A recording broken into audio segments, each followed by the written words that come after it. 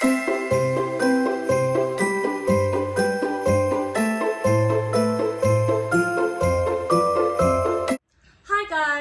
welcome back to my YouTube channel, my sweeties. If it is your first time seeing this face, my name is Teenagehood, and I really do hope that you stay, you like, you subscribe, you share all of that wonderful stuff. And if you're back and you're better, I absolutely love that for us. So as you can see, today I brought y'all another special guest. I'm not here alone. I am here with the creator of Teenagehood. Thank you very much. But she'll introduce herself. Hello babies. Oh, okay. Okay, my name is Doomsile. I am, like she said, the creator of all of this. Yeah. Yes. So today we came to you guys and we're gonna do a what I call a mom tag, like a sister tag, where we're gonna ask my mom some questions. I put up a thing on Instagram to ask if you guys would want me to do something like this, and you said yes. So I called my girl Dooms, baby, and she agreed to be on the channel. So yeah, welcome. So let's start with the first question that says, how was Zinhle as a child? Sure. As a child, like as a baby or child, baby and child. Okay. Sorry. I think Zinhle was a very sweet baby. I don't remember much about you because you were very sweet. Thank you. You were very independent, and I don't remember any drama. The only thing that I remember is that you kept to yourself, which I think we've spoken about. Yeah. And you would give Zinhle a puzzle, 100-piece whatever puzzle, and then she would like be on her own and like yeah. I think you also, you know, like you were very independent, you know, going to school. I think you prepared your own lunch. Yeah. You were like very independent from a very young age. Independent women, that's me, that's me, period. So guys, I've always been sweet, as you can No, she hear. was very sweet. Okay. I don't even remember her crying. Eh? Oh my gosh. Nah, but I mean, that was a problem. That was but actually, I think the only thing we fought about, you loved your nana. What's my bottle? You know, you were on like my breast milk or my bottle? Breast milk, and then you transitioned to bottle, but and you both just of them. You just loved it. Next question says, what do you think of her dating? It's part of life. It's part of growing up, and I think we've had the conversations even way before you started dating. Yeah, so definitely. I think my mom and I spoke about it's part of, and for me, I think we're very open about you dating a lot of people, but not being in a relationship with a lot of people. So for me, it's you need to kiss a few frogs before you find your Prince Charming. Right, and I'm kissing the frogs, Shem. They are frogs. They are frogs only, my sister. I'm waiting for a Prince Charming. If you're watching this, Prince Charming, hit me up. Please, okay. We've dealt with enough frogs. Heartbreaker! And frogs. Like I'm so ready to meet my son-in-law. Oh, son-in-law! Hit me up in the comment section, Sana, please. Okay, the next question says, do you think it's appropriate for a child to tell their parents about losing their, it says V card here, your virginity?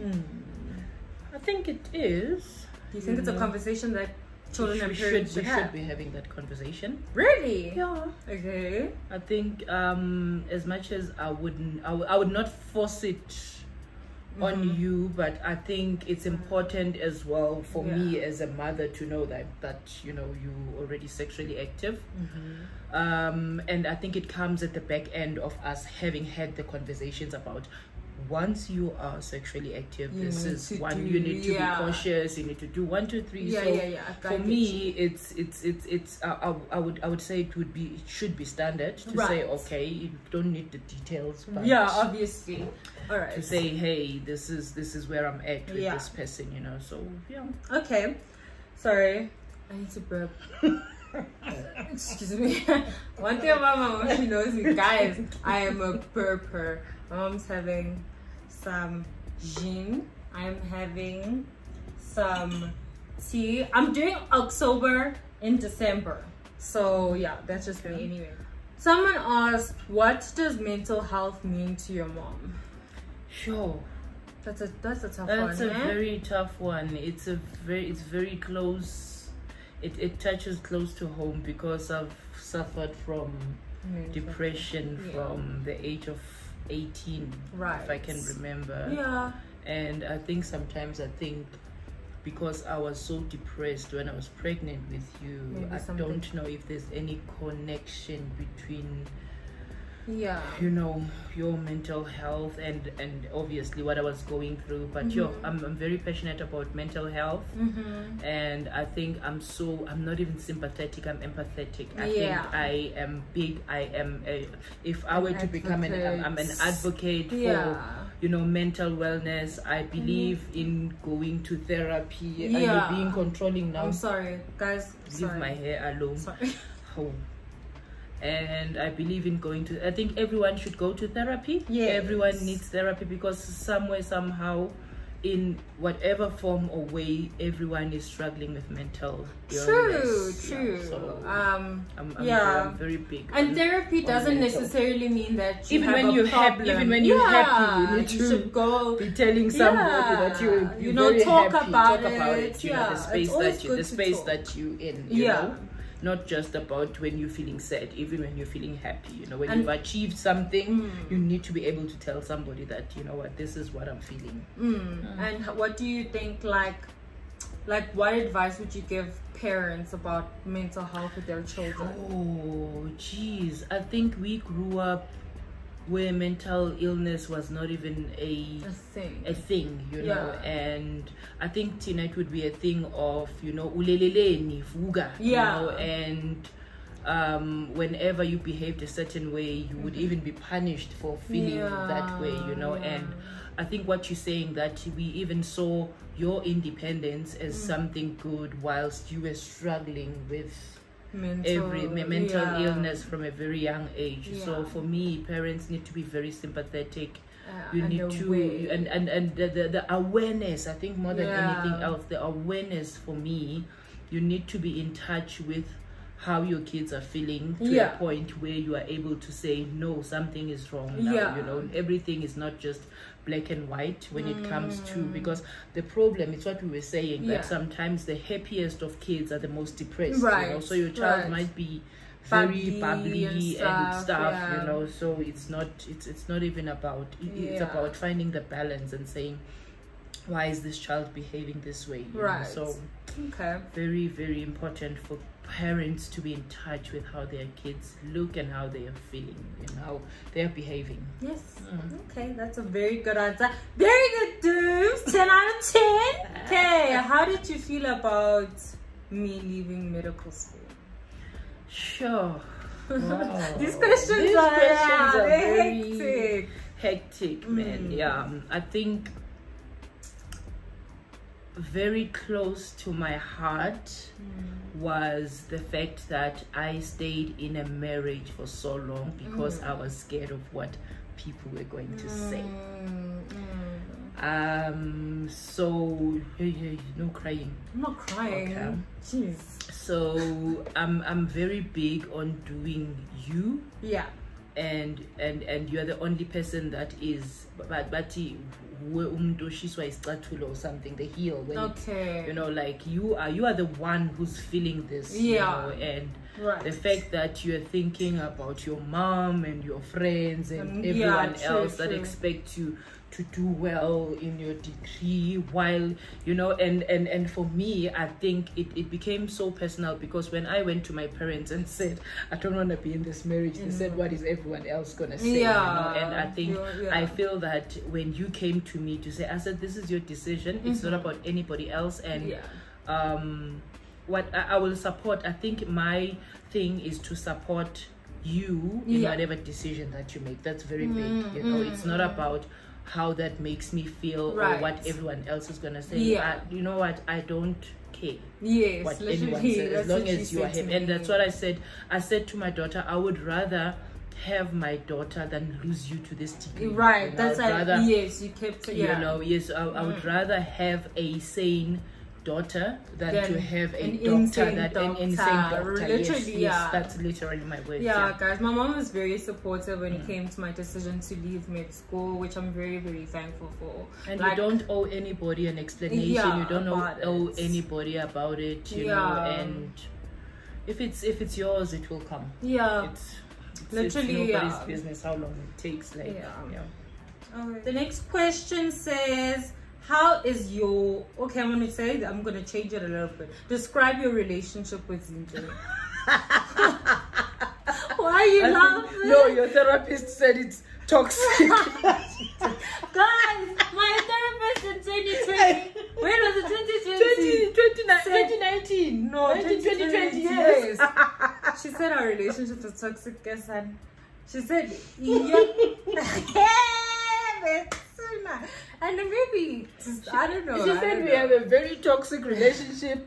We do not know where to draw the line between mom and like I would mother. Guys, I would literally mother my mom. And it comes, and that's the sad thing, that, you know, it comes from a young child seeing her mom suffering, and you become very protective to a point of mothering her. Yes, and like making sure nursing, making sure that she's so she's so overprotective that she doesn't want. She will protect everything, and you know, like even to you know, everyone. I think the reason why they said it was toxic is because you and I are... The roles were switched. The roles were switched, and also you were going through a lot, and I became the person you the parent come as well. to. Yes. You know what I mean? Like I became your support system. Do you know what I mean? So so we slowly learning and trying to get out of it, but she is very controlling. Like, she wanted me to fix my hair now. But she is, but no, it's like you do become across as controlling, but it comes from a very good place that is very protective of me. You want me to look good on camera, you know, and it's always like that, you know. But it comes from a good place, but we need to learn our boundaries, to draw our boundaries. I think we're getting. I think our relationship is like so much better now. You know what I mean? Especially since my mom took like the time to understand my mental illness, and I also went for therapy myself. Yes, so it helps a lot. When I went through something and then I decided to go to therapy, but a lot of things came out of my therapy sessions, even where you are concerned. And now when you were going through your journey, a lot of things came out where I am concerned, you know. So it's we we're learning as we go. But I think it's in the right direction. We are moving in the right direction. I literally want to spend all my time with my mom. Let me tell you, I actually said this last week. My mom went to a wedding in the East Rand, and I literally tweeted, I was like, I don't mind being bored with my mom. Like, as long as she's there, we can be bored together. Like, that's it. We can go through like the TV, just like literally. I miss being bored with my mom. Like, it's very crazy. I mean, like, I'll go with her to like the shops to buy anything. Like, if she needs to street nice. So I don't know if it's a little bit codependent. It is. I think we have, but also I think you and I have not spent a lot of time together. If you think about it, you know, we went from. I think we went from. You know, how you grew up, it was just me and you, you know, against the world. Right. And then we went from you on your own and me, you against the world, me against the world. And we were just finding our feet on our own. And I think for the past 3 years, you being at varsity, we've been trying to figure out this life thing independently, and now we need to actually, you know, allow ourselves to actually depend on each other, and also to what is it, coexist. You and I think you were used to doing your thing, I was used to doing so we are learning things like that. And how was Z as a teenager? Be honest.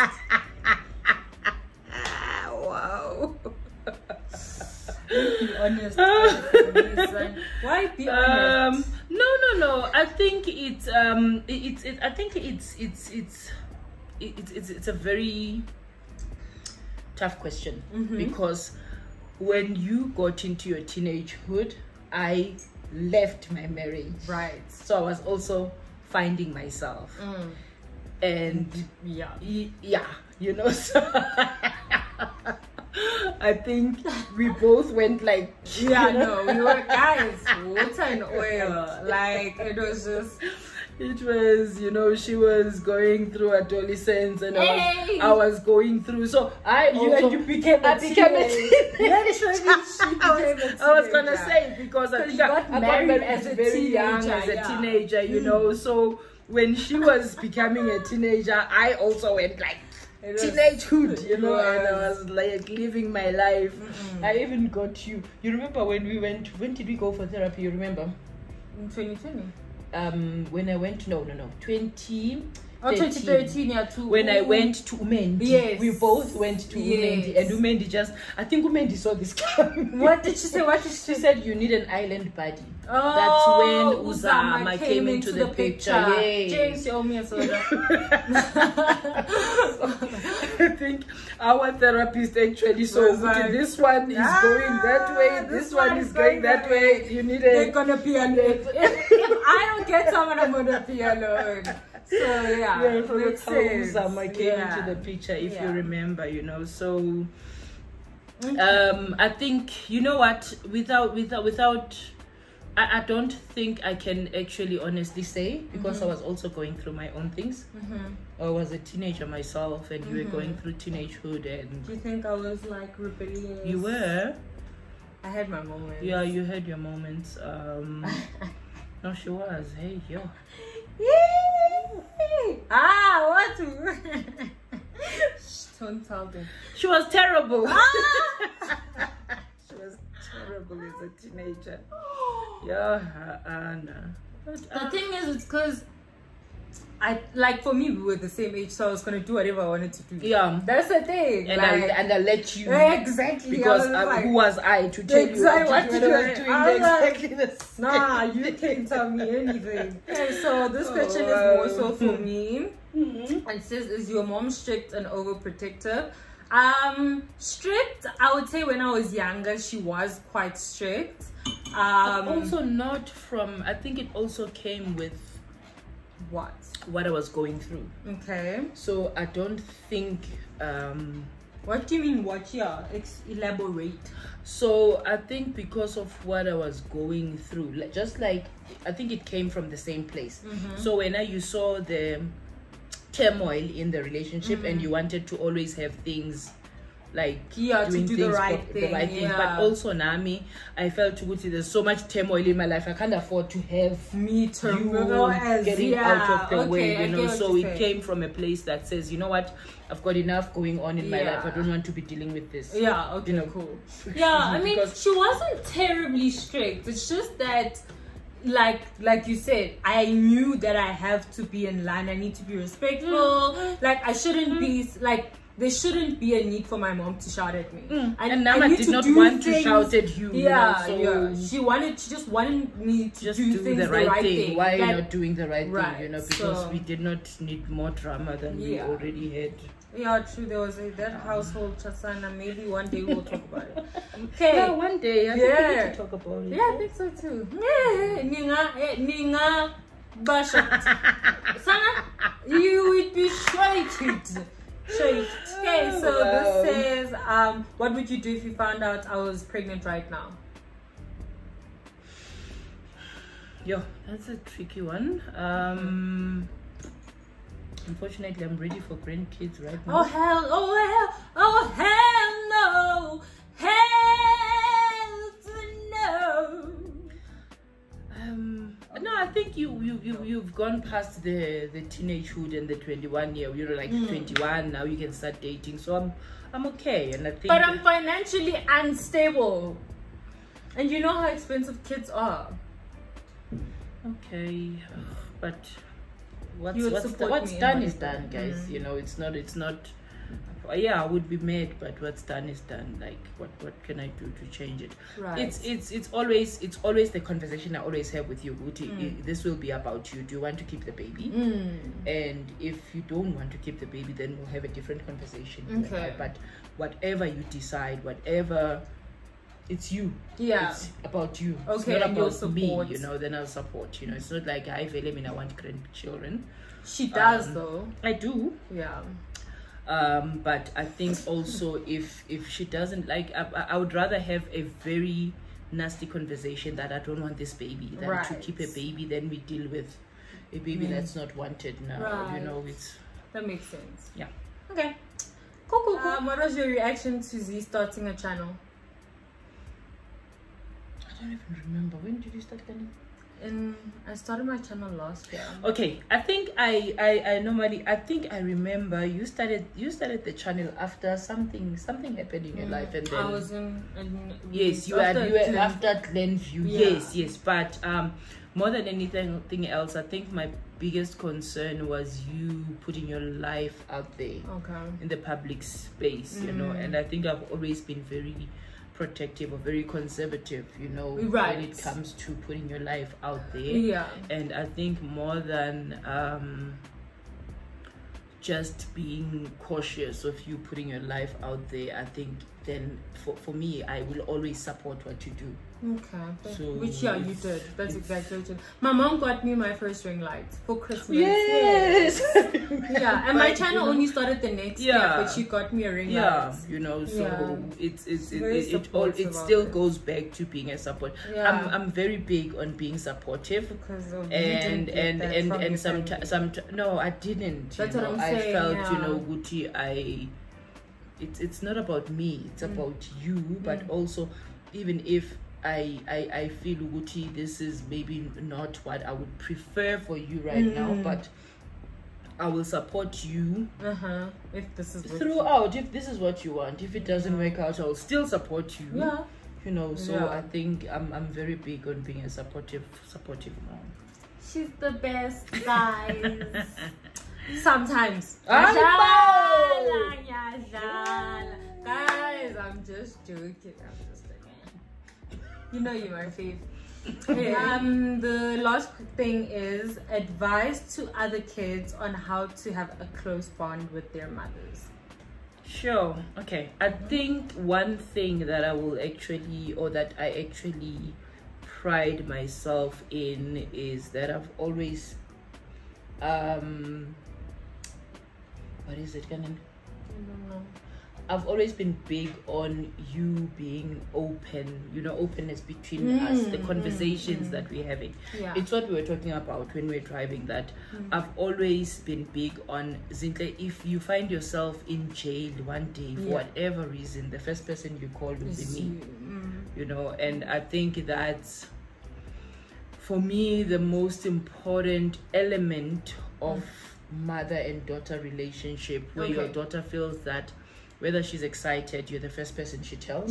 Whether she's sad, you're the first person that she tells. Whether she is in trouble, you're the first person that she tells. So I want our relationship to be so open that you are able to tell me we're able to speak about anything and everything. You know, I think that's my advice, and I think it starts with being open. You know, anything and everything. You know, I think whether it's relationships or whatever, you know, I bought you your first 6-pack. I don't know, maybe you might have drank that's true before that, you know, but I officially bought you your 6-pack when you turned 18, you know, and said, here, this is your 6-pack, you can have it in front of me, because I am very big on being the first person that introduces you to something things instead of friends, you know, because you're able to actually say, yo, this thing makes me sick, or this is how it makes me feel. I don't even remember what 6-pack it was, but I remember when you turned 18. Was it brutal fruit? No, it wasn't brutal fruit. It was, but it was something nice. sweet, you know. So I remember very. Breezer. Breezer. Yes, you know. So I bought her the first 6-pack, and for me it's like I want to see how she is when she's and lit, me, you know? I need to learn good number 4. Number 4, yes, you know. So yeah, you know, for me it was for you to be comfortable enough to do it in my space than to go do it outside, you know. And I think for me that's the important thing, you know, in having a very open relationship with you. You know, Uzinhle will tell me that, Mom, I'm taking your car, I'm driving wherever, except for that one instance. Guys, she hid. Guys, let me tell you next, she hid the car keys and the house keys underneath her pillow. I know. But you are being irresponsible. But this is Zinhle for you. Uzinhle will go somewhere, take the car, drive, and you know, you learned to drive very early on. I gave her her own car, I think, at the time. Yes, she did. We could afford, you know, we had 2 cars at the time. So she would, but Uzinhle would tell me, Mom, this is my location, this is where I'm at, you know, and if when you were there and you decided, go to Mama, I've had too much to drink, I'm not gonna drive, I'll be back home at 6 a.m. It was that's the kind of conversations that we have, me and her we've always had, you know. So I think openness and transparency, for me, that's important. And just because once you start hiding things from your parents, then it spirals, it becomes a ripple effect, and you hide this and hide that and hide that. I promise you, one day you're in trouble and you don't know how to actually tell your parents. I don't think, you know, I think even if there is information that Zinhle has withheld from me, I think she knew she was protecting me more than anything else. But where she was concerned, where it concerned her and she needed help, like, you know, I would be the first person to know about it. Guys, if you check my call log, I'll even put a screenshot for you guys. You'll just see mom. I call my mom for everything. Like, I call, guys, when I say, like, the openness, it might be a bit too open. It's too much. I will call my mom. I was actually saying at the office, every time I'm even in a meeting, I'll be like, that's my daughter, I need to take that call. Like my mom, you know, my daughter needs to, I call my mom to ask her even the dumbest so things. Important, like, you know, to be so open that you talk about anything and everything. You're going out on a date, tell your mom, you know, you're going. My mom even dropped me off at my first date. That actually, one first you know, date. so she knew my other boyfriend. She loved him, Jesus. But we won't talk about that today, child. But I think it's just important to have that openness and transparency, create that, and you know, and that level of comfort where you can actually say, this is what I'm going through, this is what I'm thinking, what do you think? Alrighty then. Thanks, Mom, for coming to my channel. My mom and I aren't actually affectionate. We literally barely hug. I mean, I'm very affectionate. You are not. Mama, I hug you and you just stand like this. Hey, boss. You literally do that. When do you hug me? When you give me money.